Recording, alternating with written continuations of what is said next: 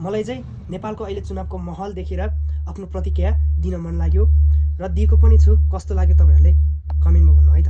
नमस्कार, म चन्द्र तामाङ। अहिले हामी चुनावको सङ्घारमा छु। चुनाव भनेको एउटा भोट हाल्ने दिन मात्र नभएर यो हाम्रो भविष्य रोज्ने दिन पनि हो। हामीले दिने एउटा भोटले हाम्रो गाउँको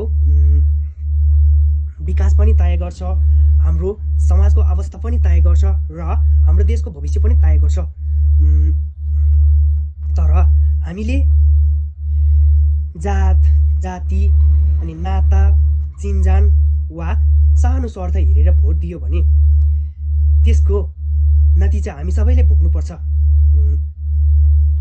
त्यसैले भोट दिँदा राम्रो, इमान्दार र विकास गर्ने व्यक्तिलाई छानौँ, किनकि सही निर्णयले मात्र नेपाललाई विकासको बाटोमा अगाडि बढाउन सक्छ।